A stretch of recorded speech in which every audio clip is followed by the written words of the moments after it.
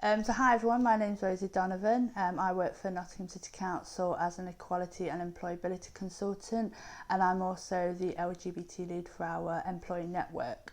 So my role primarily is to look after our apprenticeship offer within the City Council work experience and graduate scheme, and my role with the LGBT network is ensuring that policy and process is as it should be for LGBT equality. So that might be supporting Pride, acknowledging LGBT History Month, all those sorts of things. Absolutely. I mean, like most people, I heard about it in the news quite briefly. I can remember there being a news article and there was a tiny little section on COVID. It wasn't the main headline, which looking back is kind of weird. But I guess I don't know if, I mean, I heard about China, Italy, all those sorts of things, but then I think as I was going into work, it was kind of early March, you kind of notice, oh, maybe there is going to be a change, but we don't know what that change is at this moment in time. So you just kind of carry on the best you can. I mean, looking back, it's like, how did I not see this happening, to be honest with you? But no, it was interesting. And then we got told, I believe it was the 17th of March, towards the end of the day, we got told that we would be working from home until further notice. And we've continued to do that till today. So quite surreal, quite bizarre. I have to say, I have to praise our IT. I really have to praise IT because, touch wood, I've been quite lucky. I've had no issues with IT. So I think we were in a good position. So I already had my own laptop because I was quite operational. So I didn't necessarily have a desk. So I could work pretty much from anywhere. So I was pretty much good to go. And again, I was quite naive because I thought, well, I'll just set up at the kitchen table. And my wife was like, this is going to go on for some time. And I'm like, no, it'll be a couple of weeks. And she's like, it's not going to be a couple of weeks. So we were kind of lucky we had a spare room, so we converted that into an office. So that's my place of work now. So when I'm in there, I'm at work, and then I can shut that door when I try and switch off the best I can. I'm going to be honest, it's hard at first because I'm quite extrovert, I'm quite social, so my job means lots of meetings, going to various places, various events, and to go from that to just going upstairs to my office, it was quite hard. The good thing is though, it gives you time to kind of reflect on the work that you've done over the years and you think, oh my God, I've done so much, or I could have done that differently. So it's been good. No day seems to be the same. MS Teams is really good. So as a team, we log in every morning, we talk to each other, check in with each other, set up a WhatsApp group. So the support's been really, really good. But then in terms of the network, I think our priority was to ensure that people felt engaged with, because there are members that might live on their own that felt isolated. So we made a pact that we would send something out daily which was fun. So that might be a film choice, a quiz, a podcast, weekly newsletters. But then we set up a tech service immediately. So from the first weekend, members could contact us should they need to, if they needed any help or support, or just needed somebody to talk to. I think doing the network helped me as much as I wanted to help members, because it was my escapism from work. So I could take time out, whether that just be 5 minutes to send an email, that was my 5 minutes out from work to think about something else. And to pull together a quiz was fun because it was a fun side of what we were doing. So it helped me as much as I like to think it's helped everybody else. I think people just wanted something to engage with and just sort of do something regular. So with the announcement of the cancellation of the Eurovision, it was like, right, okay, let's do the Eurovision, but let's think about how we can do that. So we ran a Eurovision contest for 11 weeks with members. So we asked members to pick a country, and then they would be asked to circulate a video that represents that country, and then the other players would score that video. And because it was so popular, and I was getting emails and people saying this is really helping with my mental health, it's helping me forget, you know, we're doing this as a family, I thought, okay, let's drag this out for as long as we can, hence the 11 weeks. So initially it was only supposed to be sort of a week event, but yeah, it kind of went on to the point now we're thinking, should we do something again, but not necessarily the Eurovision. So yeah, to change that up was really good, because then we was like, okay, so you've done one video, so now we need one that's a duet with somebody that represents your country, or a cover version from your country. So no, it was really good fun.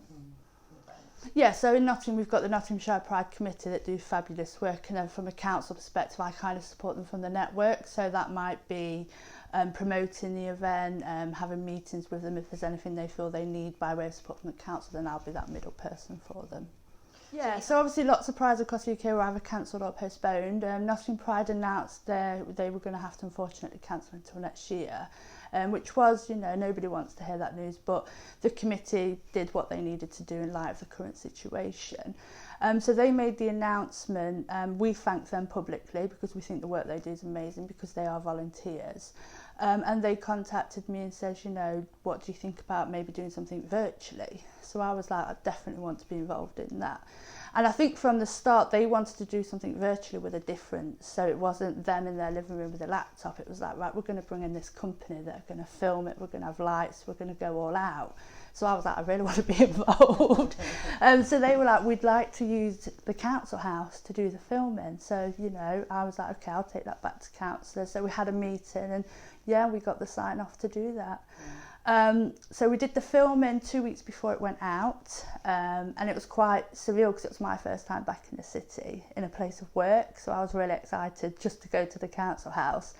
And I think that there was that realisation about the changes that have been made because there was social distancing, hand sanitizer, all the things that you hear about, but for me it was the first time that I'd seen that in a place where I'd go all the time and just pop in.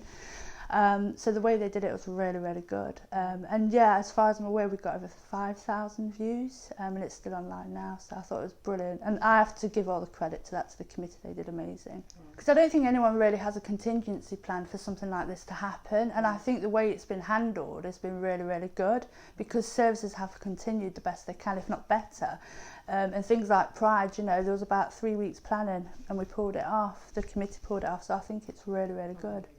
Yeah, and it shows as well the community are supportive, they want engagement, and it's, you know, the well wishes were really nice to see that people really did appreciate it, because it is hard to take an event that's established, it takes place year by year, to then not happen, like the announcement of Goose Fair, you know, it's a shock.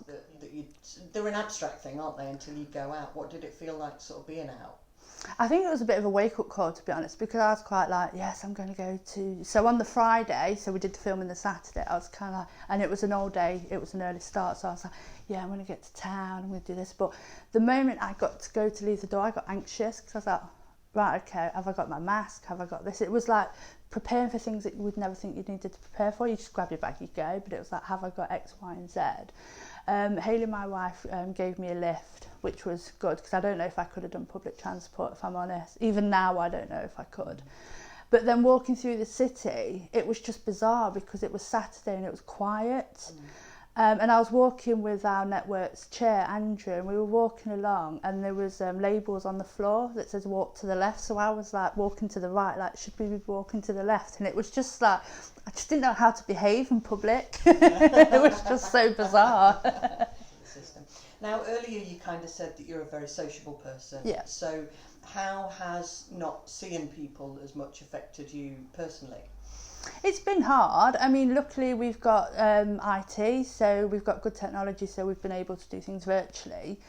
So I actually turned 40 2 weeks ago, which for me worked out, because I don't like the attention and the limelight, believe it or not. So for me it was kind of like, this is what I would have preferred, but then there was a surprise virtual party.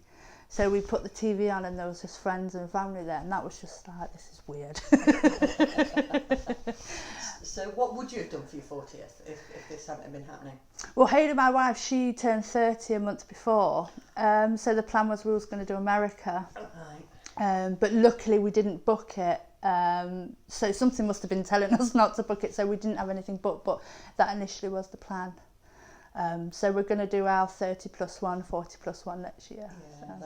So on my birthday it was something like 32 degrees. It was just really, really hot. So we just sort of took Harley the dog out, and then it was just too hot for him, too hot for us. So we came back and just relaxed. And then the whole time, obviously, Hayley knew at 7 o'clock these people were going to appear. So I was just like chilled. But no, it was really good. And with Hayley's birthday, I arranged for her two closest friends to come round. So they turned up, which was really nice. So just thinking about the plus ones, do you get a sense that by this time next year, when it's your plus one birthday, do you think we'll be in a position to go to America and kind of do that? Do you think we'll still be in this, or do you think it'll be over? I don't think it'll be over. I don't know if we'll ever go back to normality as it was. I think it'll change. How that might change, I don't know, but I can't ever see it being how it used to be. But I'm hopeful it'll be different to what it is today, so it's a bit more relaxed.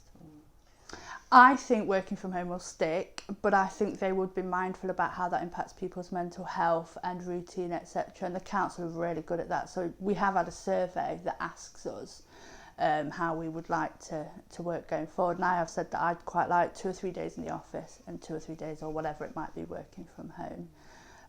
But I feel working from home works, certainly for my job. I'm able to get the job done. In terms of the event side of things, it's just been done virtually, so it's still happening, it's just done in a very different way. But the thought, because I'm based at Loxley House, so it's kind of like the headquarters, so it's the big building in the city, it does feel weird to go back there. I can't imagine what it, because I've not been back since March, so I don't know what that would be like. All the time. Can you imagine what it'd be like if you'd both been under the same roof, kind of having to pressure share your cooker. office space? Yeah. It would have been hard. So Hayley's a plumber, so in that side it would be good because we could get lots of jobs done. But no, I think we would have struggled to be around. As much as you love somebody and you're married and you're connected, but to be around each other 24 hours a day, 7 days a week, and you're not having that opportunity to go out and meet other people, I think it would have been hard for us both. So it has been helpful that Hayley's been able to go to work. So she's very much got her routine, I've got my routine. The early days of lockdown was quite bizarre because she'd been out into the real world and she'd be like, oh, there's more traffic today. And I'm like, I don't understand, because I'm just here in my office with the radio on working along. So we were kind of in 2 different bubbles. And we'd go, I can remember the one evening we went for a walk with Harley and there was about 6 people stood together, and to me that was a big group of people, and she was like, chill out. And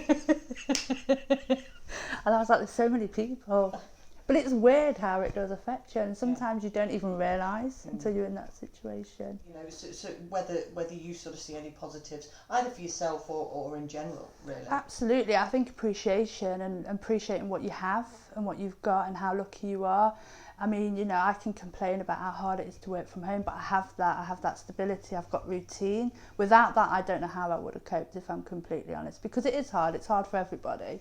But I've just learnt to understand that actually I'm quite happy with my life. I'm lucky, I've got good friends, good family, so I can't complain about that. Yeah, I think it goes back to what you said before, you know, everybody's experienced lockdown, but in very different ways, and I can be kind of smiley, been to work, been lucky, but actually during lockdown my mother-in-law was diagnosed with cancer, so she's actually been going through cancer treatment during this process, and I have to say she's been doing amazing. So I guess sometimes you don't always know what's happening in somebody's life. You just think, oh, you're working from home and you know, you're doing all this stuff, but then there's a lot more that happens behind the scenes. But I think we found camping is really helpful. So we go camping as much as we can locally, just to Derbyshire, just to kind of escape a little bit. And yeah, Somebody wants to get in on the action here. It's one of them.